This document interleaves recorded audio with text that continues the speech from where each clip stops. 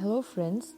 This is the third part of the book, My Journey Transforming Dreams into Actions by our former President, Dr. APJ Abdul Kalam.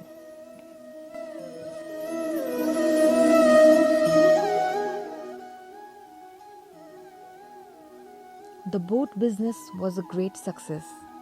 My father employed some men to operate it, and groups of pilgrims would use the service to reach Dhanushkodi. There were days when I would slip in among the crowd and sit with the crew as they steered the boat to and fro from Rameswaram. I heard the story of Rama and how he built the bridge to Lanka with the help of his army of monkeys. How he brought back Sita and stopped at Rameswaram again so that they could perform penance for having killed Ravana. How Hanuman was told to bring back a large lingam from far up north, but when he took too long, Sita would not wait and fashioned a lingam with her own hands to worship Shiva.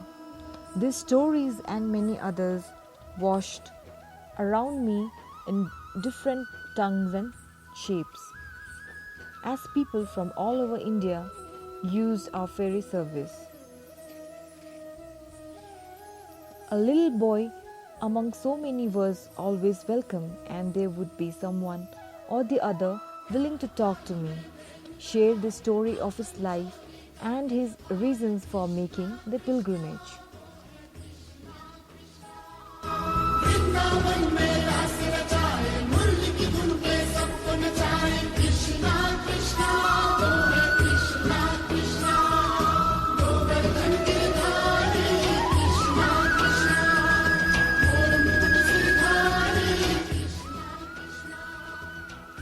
And so the years went by.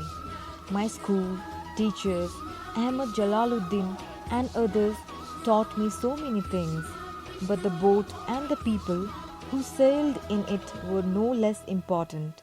In this way, among the waves and the sands, laughter and stories, the days flew by. Then one day disaster struck. The Bay of Bengal is hit frequently by cyclones. The months of November and May, in particular, are dangerous in this regard. I still remember the night of that terrible cyclone vividly. The wind had picked up speed for days till it became a howling gale. It screamed and whistled in our ears and pulled and hacked at the trees or anything that stood in its way. Soon torrential rain started. We had retreated into our houses much earlier. There was no electricity in those days, and the lamps barely managed to stay alive. In that flickering darkness, with the wind working itself into a frenzy, the sound of the rain lashing down outside, we huddled together and waited for the nights to pass. My thoughts traveled again and again to the open seas. Was anyone trapped there?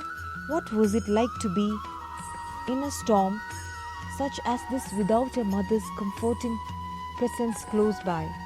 The next morning, after the storm died down, we saw the unbelievable destruction that had been wrought all around us. Trees, houses, plantations were uprooted and devastated. The roads had disappeared under water, and debris flown in by winds that had come in at speeds of over 100 miles an hour. But the worst news of all was the one that hit us like a punch to the stomach. Our boat had been washed away. Now when I think of that day, I realize that perhaps my father had known this would happen the night before, while we waited for the storm to pass. In his life, he had already witnessed so many storms and cyclones. This was just one of them. Yet he had tried to calm us children down and made sure we went to sleep without infecting us with these worries. In the light of the morning, seeing his drawn face and the worries lining his eyes, I tried to gather my thoughts. In my mind, I mourned our lost ferry boat fiercely It felt as though something I had made with my own hands had been gathered up and tossed away thoughtlessly. Yet my father's stoicism is what saw us saw us through this crisis too. In time, another boat came and business resumed. Pilgrims and tourists returned, the temple and the mosque filled with worshippers, and the markets bustled with men and women buying and selling once more. Cyclones and storms struck us again and again. I even learned to sleep through them. Many years later, in 1964, when I was no longer living in Rameswaram, a massive cyclone struck. This time it carried away a part of the landmass of Dhanushkodi. A train that was on Pambam Bridge at the time was washed away, with many pilgrims inside. It altered the geography of the area, and Dhanushkodi became a ghost town, never really recovering its former character. Even today, remnants of buildings stand there as monuments to the 1964 cyclone. My father lost his ferry boat once more in that storm. He had to rebuild his business yet again. I could not do much to help him practically, for I was far removed from that world. But when I struggled to give shape to the satellite launch vehicle SLV rocket or the Prithvi and Agni missiles, when countdowns and takeoffs were disrupted, and a rocket launch site situated by the Arabian Sea and Bay of Bengal in Tumba and Chandipur were trained upon, I always remembered the look on my father's face the day after the storm. It was an acknowledgement of the power of nature, of knowing what it means to live by the sea and make your living from it, of knowing that there is a larger energy and force that can crush our ambitions and plans in the blink of an eye, and that the only way to survive is to face your troubles and rebuild your life.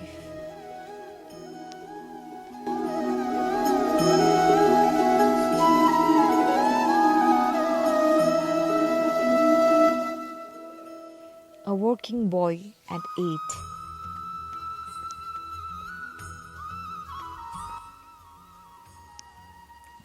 Every morning, a large pile of newspapers, both in English and Tamil, is delivered to me. During my travels abroad, I like to stay in touch with news from India, which I do by going online to read news articles and editorials in different magazines and papers. The wealth of information now available at the click of a finger amazes me.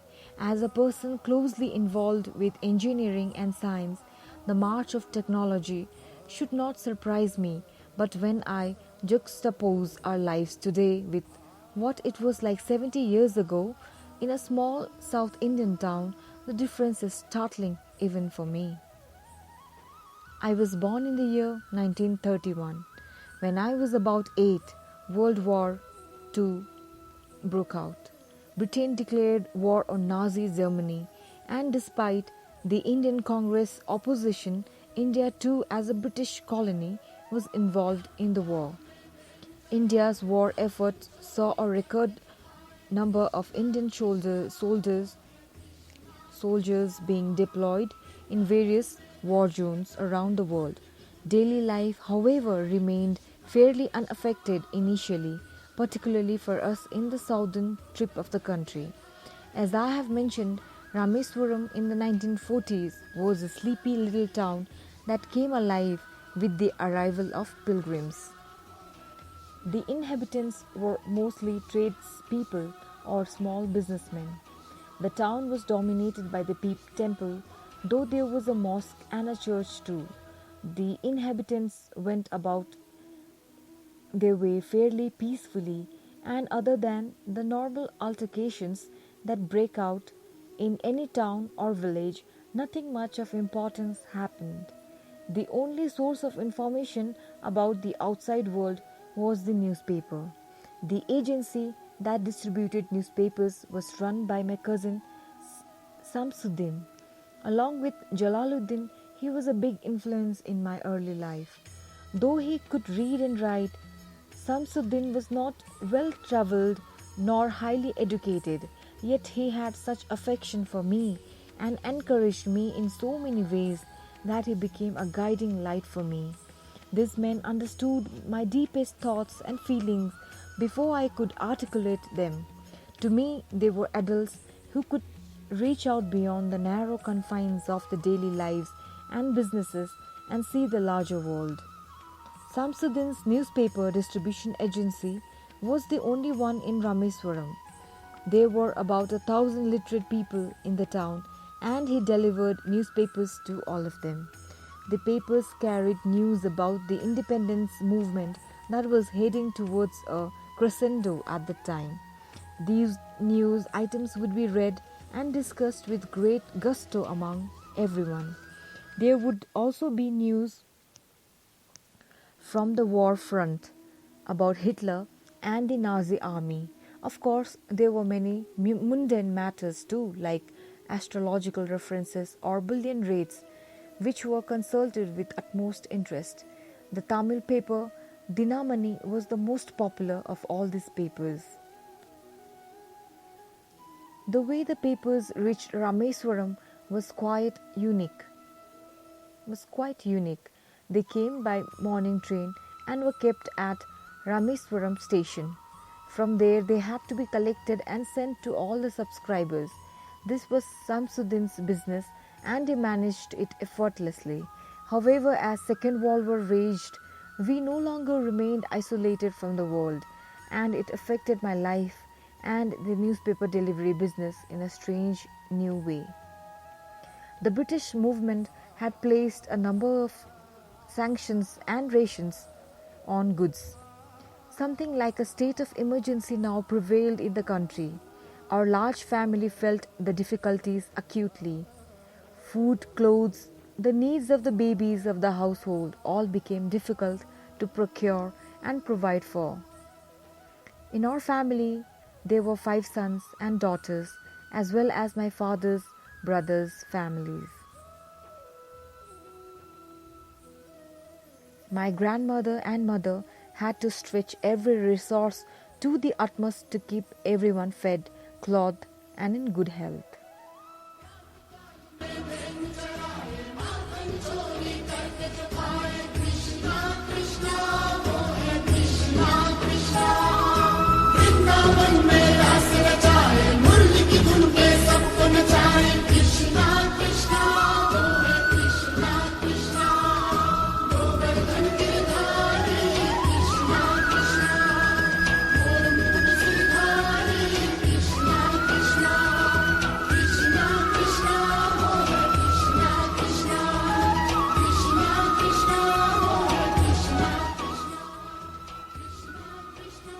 As the difficulties of the war started affecting us, Samsuddin came us with a proposal that excited and delighted me tremendously. One fallout of the conditions was that the rail stop at Rameswaram station had been done away with. What would happen to our papers then? How were they to be collected and then distributed to all the people of the town who were looking forward to the daily dose of news? Samsuddin found a way out. The papers would be kept ready in large bundles. As the train chugged down the Rameswaram Dhanushkodi track, they would be flung out onto the platform, and that is where I came in. Samsuddin offered me the enjoyable job of catching these bundles of papers being thrown from the moving train and then taking them around town for distribution. My enthusiasm knew no bounds. I was only 8, but I was going to contribute in a meaningful way to the household income. For many days I had noticed the amount of food on my mother's and grandmother's plates becoming lesser and lesser as they divided the portions between all of us. The children were always fed first, and I don't remember any of us ever going hungry. Obviously, the women were compromising on their nutrition for us. I agreed to Samsuddin's offer with alacrity. However, my new job had to be fitted into my